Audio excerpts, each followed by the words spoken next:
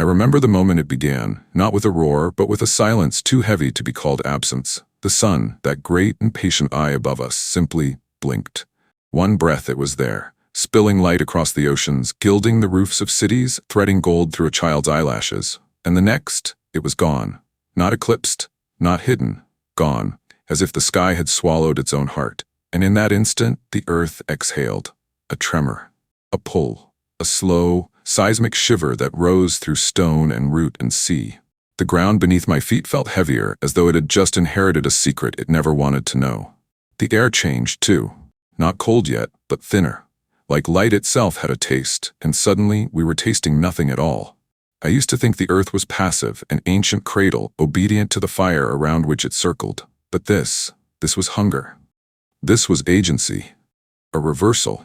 Somehow, impossibly, we had devoured our star. I imagined tectonic plates curling like fingers, the core of the earth, molten and dreaming, whispering, mine. It didn't make sense. No law of physics could permit it. But then again, dreams rarely ask permission. And what if this wasn't science breaking down, but reality giving in to something older, a myth resurfacing, a god waking up inside the dirt? The sky was black now, not night black, ash black, final. And yet, I could still feel the warmth beneath my skin, like an echo, or a memory of sunlight that didn't know it was supposed to fade. At first we waited, as if it were a glitch, a momentary lapse in the machinery of the heavens. People stood on rooftops, phones in hand, eyes tilted toward the blind sky. And when the light didn't return, the silence grew thicker. Not from panic, but from the slow spreading weight of understanding. Hours passed and the temperature fell. Not sharply, gently, like a tide pulling away from the shore. The kind of cold that arrives politely, asking first for your fingertips, then your breath, then your will to move. Plants, so used to turning toward the sun without thinking, stilled in place, unsure which way to face now. The wind forgot how to be warm. The shadows no longer shifted. And in the absence of dawn, even the birds stopped asking questions. Streetlights came on too early, then stayed on too long. Power grids surged and failed, their rhythms out of sync with a world that had lost its pulse. Days and nights became indistinguishable, not because they blended, but because they ceased to exist. I stood in a forest where the leaves no longer knew how to drink. Their edges curled, crisp and confused. A deer wandered past me, its breath fogging in the air, eyes vacant with the kind of stillness that only happens when a world forgets how to move forward. It wasn't darkness that scared me. It was stasis. The earth had always spun beneath the stars. Now it stood still, holding the sun inside like a swallowed scream. We tried to simulate sunlight. Flood lamps on buildings, grow lights in domes, radiation heaters in underground shelters. But nothing truly replaced the feel of real starlight, the way it filtered through atmosphere, diffused through clouds, and melted into your skin like memory. I missed the way it moved, the way it made time feel like a rhythm instead of a number. Without it, the clock still ticked, but I could no longer feel the seconds, only the spaces between them. We assumed the danger would come from without, that without the sun's warmth, Earth would freeze into a silent marble, brittle, blue, and lifeless. But we were wrong. The real catastrophe began underground. At first, it was just heat maps, scattered red pulses, harmless anomalies. Then came the tremors, not earthquakes exactly, more like heartbeats, rhythmic, measured, as if the planet were beginning to remember itself from the inside out. I stood near a fault line once, before it widened.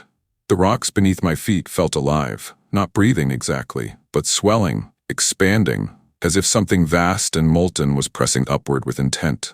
Volcanoes that had slept for millennia stirred in their beds. Iceland glowed at night like a fractured lantern. The Andes shimmered with smoke, and deep beneath Yellowstone, a shape began to form, too large to comprehend, too slow to stop. It wasn't rage, it was pressure. The kind of pressure that makes diamonds, or detonates them. We had always feared the sun's fire would scorch us from above. We never imagined its death might ignite us from below. Scientists spoke carefully, using words like geothermal flux and mantle disruption. But those were clinical terms for what we all felt. The earth was burning, not on its surface, but in its bones. Entire cities relocated underground, thinking they'd escape the cold. But now the heat followed them. You could hear it through the walls, stone groaning against stone like metal under strain. There were places where the ceilings dripped magma, caverns where air shimmered and warped, refusing to stay still. A man once said to me, "It's like living inside a fever dream." And I knew what he meant. The planet wasn't just reacting, it was becoming something new, or remembering something ancient. Something that once fed on light and now feeds on memory. And still, no light in the sky, only the heat below. Not a cleansing warmth but a rising scream. A solar fire turned inward, trapped, compressed, looking for a way out. Light takes time to travel. Even the fastest thing in the universe is, in its own way, delayed. It takes just over 8 minutes for sunlight to reach Earth. But those 8 minutes, those final photons, became something sacred. After the swallowing, astronomers pointed their telescopes toward the outer planets, toward the void where the sun used to burn, and they still saw it, glowing, steady, as if nothing had changed. But they knew, we all knew. What we were seeing wasn't now. It was then, a goodbye stretched across space. We called it ghost light, the remnants of a star that no longer existed, still shining as it fled the truth. I watched it from a desert once. The air was thin, sharp with frost, and the silence so complete I could hear the blood in my own ears. The stars were sharper now, less washed out without the sun's dominance. And in their company, that final light glowed. Pale, proud, unaware it was dead. A child nearby whispered to his mother, "Why is the sun still there?" She didn't answer. How do you tell someone that light can lie? That the past can pretend to be the present? That we live beneath illusions born billions of kilometers away? The ghost light touched everything. It glittered off the wings of insects that had no flowers to find. It slid down glass buildings that now housed only echoes. It painted shadows on streets where no footsteps fell. And as the days, if we could still call them that, passed, the ghost light dimmed. Not in a dramatic way, just softer. Like it was embarrassed to still be here. Like even light didn't want to outstay its welcome in a world that no longer remembered how to burn. Some said it was beautiful, that we were witnessing the slow death of memory. Others said it was a warning, a light that arrives after the world has already gone. A final kindness, or a cosmic joke. I couldn't tell which, but I watched it fade until it was gone. And then, there was only dark. Not the darkness of space, but something older. The darkness of forgetting. We didn't all die. Not yet. Life is stubborn like that. It clings, it adapts, it remembers. In the absence of the sun, we became archivists of light, not just of energy, but of everything it meant. We built sanctuaries underground, some deep in salt caverns, others beneath frozen oceans. Domes where artificial suns bloomed above gardens of engineered moss. Bioluminescent plants, once rare curiosities, became holy. Children played under glowing vines, their skin painted in shifting shades of blue and green. It wasn't the same, it never would be. But it was enough to feel something. We turned our memories into machines. Cities powered by heat drawn from the Earth's aching core. Towers of mirrored glass underground, catching the faintest glow of artificial dawns. Sculptures that pulsed with light when touched. Stories encoded in photons. We built museums of warmth. Rooms where the air held steady at 23 degrees, infused with the scent of sun-warmed skin, citrus trees, and wet concrete after rain. Places not just to survive, but to remember living. Even art changed. Painters learned to work in blacklight. Music slowed, stretched like the horizon at dusk. Poets wrote verses meant to be spoken in the dark, where the absence of light made each word heavier.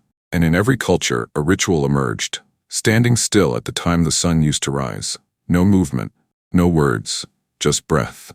Eyes closed. Facing east. A quiet defiance. A mourning. A prayer. Some believed we had absorbed the sun, that its essence lived on in our blood, our eyes, our dreams.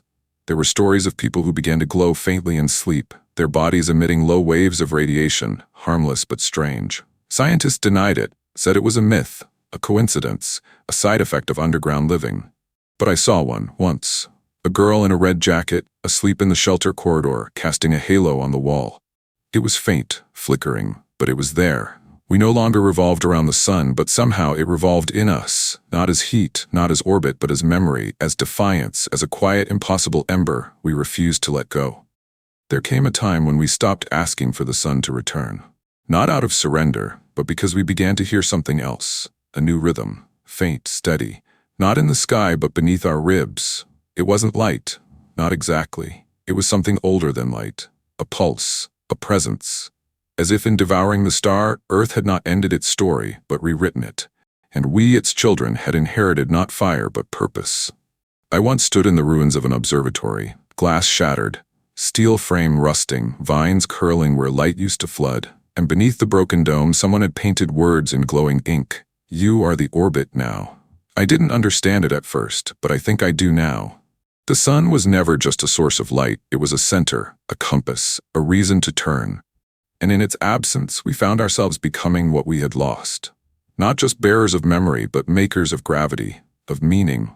We stopped measuring time by rotation. Instead, we measured by transformation, by how many seeds survived, by how long a breath could be held in the cold, by how far a child could walk before needing warmth. The units changed, but the will did not. Life continued. It dimmed, then deepened, slower, softer, but no less fierce. And sometimes, only sometimes, we saw things in the sky. Not light, but movement. A flare behind clouds of debris, a shift in the static, a ripple of something. Watching. Maybe it was our minds reaching for patterns. Or maybe the star, once swallowed, had begun to speak through us. Through dreams, through stories, through the slow, golden flicker in the eyes of a newborn. What if that's all the sun ever was? Not a ball of fire, but an invitation, a beginning. And now with it gone, the next beginning waits. Not above us, but within. What if we didn't lose the sun? What if we became it?